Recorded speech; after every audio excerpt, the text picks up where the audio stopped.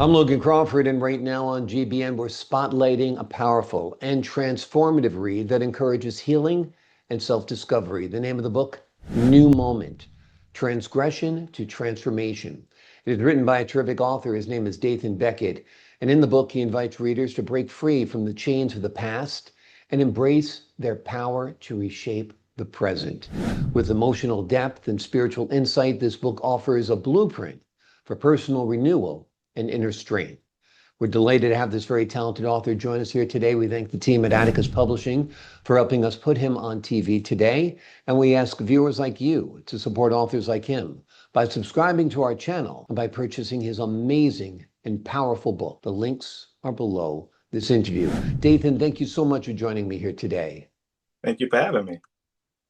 Great to have you on the show. This is such an empowering book. I think it's going to help a lot of folks out there. How would you define a new moment in the context of personal growth? In the context of personal growth, a new moment is always here. In the present, men always reach for the future to uncover their past, but it's always here. And what I discovered for me through hurt and pain was that in ourselves lie the ability for us to come out. We have the moment inside of ourselves, almost like it's in the mind. The mind is the key. It's always something that is, it seems as though it's the past, but we ourselves are here today. So through hurt, I figured that out. That it's all an illusion in our mind. It's our mind that's Exactly. doing it all.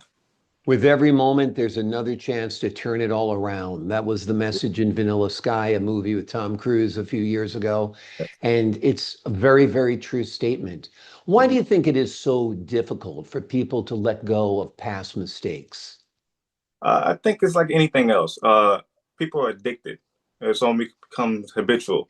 They're addicted to being victims in certain situations. If you can tell them that it's that easy to just to transform, it's almost like you have to penetrate yourself.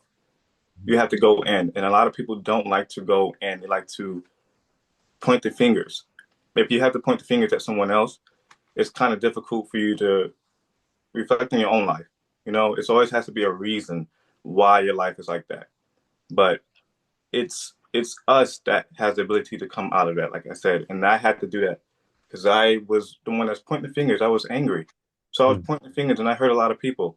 But I realized through great penetration, it's almost like I broke this whole cycle and loop. I was like, wow, it's actually me.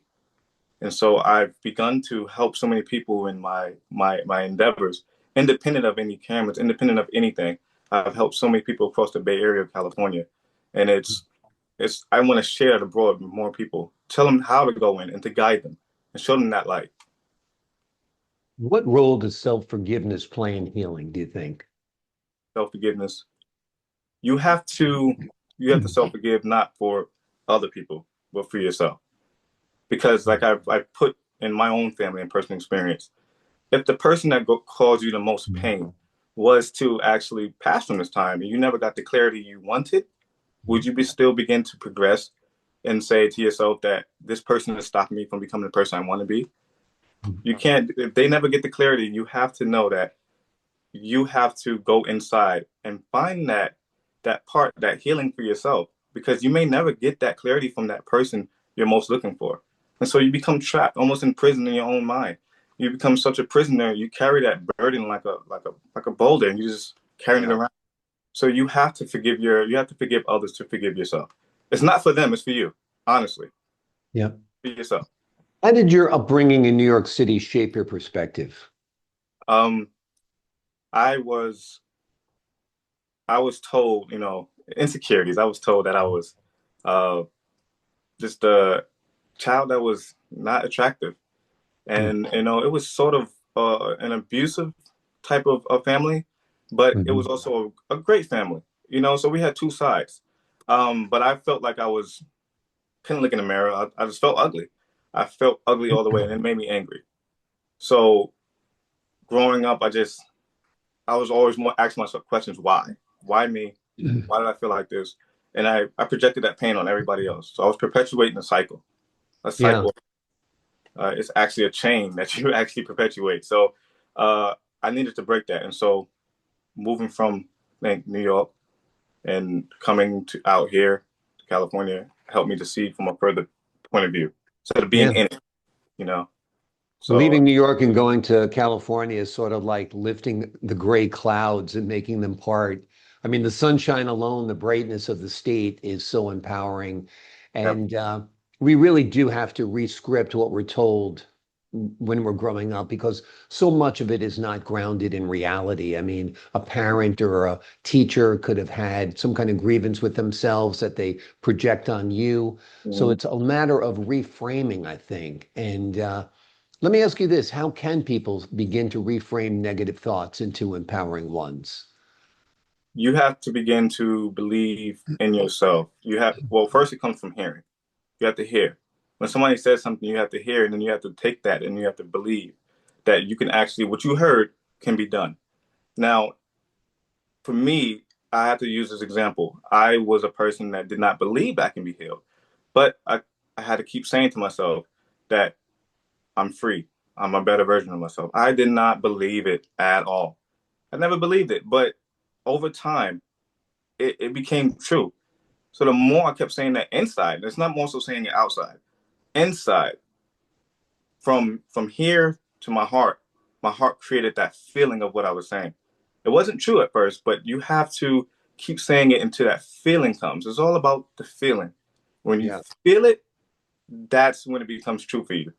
And most people just say it, say it, say it, but they don't have the feeling there. So just say positive affirmations work, but they Oh, don't yeah. work if you don't believe them. So you have to begin to believe them no matter what. And that's the beginning, is start to believe the words you hear. It's always by hearing from someone else. And you got to see it. You got to see the person who's come from a background like you to a higher place. So when you find that person, you listen to their words. Okay, this is a person that made it out. This is a person that has words. Let me see what they're saying and then begin to act on it and believe it. That's a start. Yeah. That's great advice. You have to use the positive affirmations, but you have to believe them and you do have to repeat it because the negativity has been beat upon you for a Yep. long time or repeated upon you for a long time. So to break that cycle, you have to have those positive affirmations repeated for a long time. In what ways did spirituality or faith guide your transformation? Growing up, I've been in Christianity.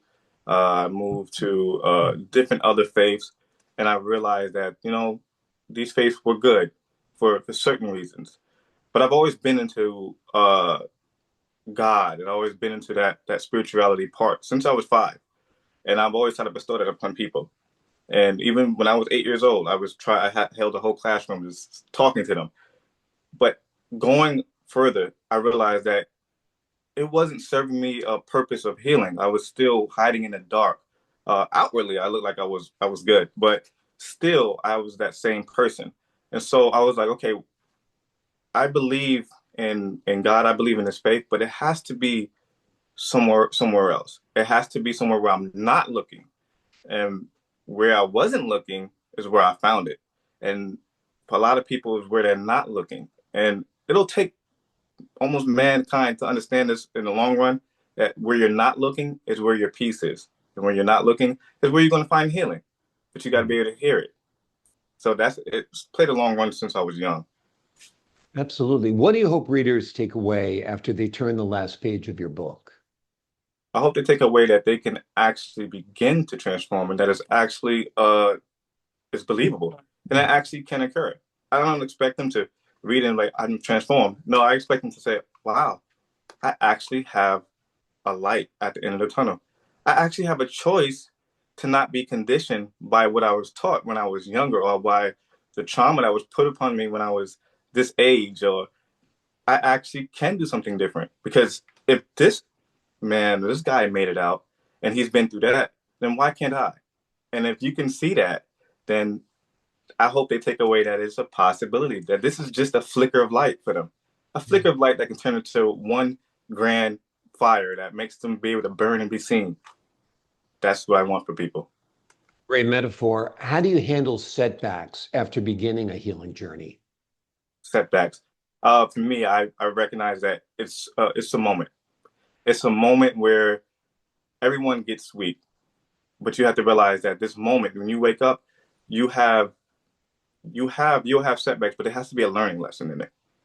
I've done something wrong that this is a setback. So let me see what I've done and let me be able to uh, uh, go into silence and try to figure out what's the next step. Because if I dwell on it, it's only going to set me back further and then further. And then people don't realize they're being pulled all the way back until they have nothing. So with setbacks come, you have to realize this is just temporarily.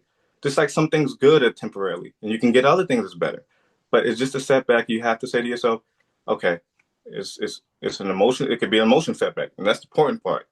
It's the emotional part of the setback. You stay strong. You have to look at your vision. It's the beginning to the end. You start your vision with the end in mind, and that'll be a beginning. So you have to continue to look forward. Continue to look forward. Exactly. Beginning with the in mind is such a powerful tool. Let me ask you this. What's next for you as a writer or healer?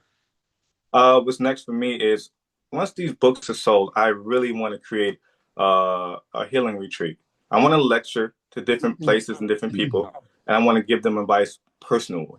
I want to be able to stand there and have them ask me questions, but be able to speak my life and speak my what happened to me and my occurrence to the world, and then create this beautiful retreat for people to come and heal like this to slow down the brain waves. Because once they can slow down the brain waves at my retreat, I think we can get to a place of insight, and it can help them find their purpose. So that's my biggest thing: just building a retreat, a resort retreat. Wonderful. Well, looking forward to that. And folks at home, you should be looking forward to receiving a copy of this book. Order it. It is wonderful. It's on Amazon, other places where you buy books as well. It is called New Moment, Transgression to Transformation. It is a heartfelt guide to reclaiming your life and rewriting your story with the happy ending that you're seeking. Dathan, thank you so much for joining me here today. Thank you for having me. I appreciate your time, your insight, and your wisdom, and your great, great attitude and positivity. To the folks at home, I'm Logan Crawford for the Global Book Network. So long for now.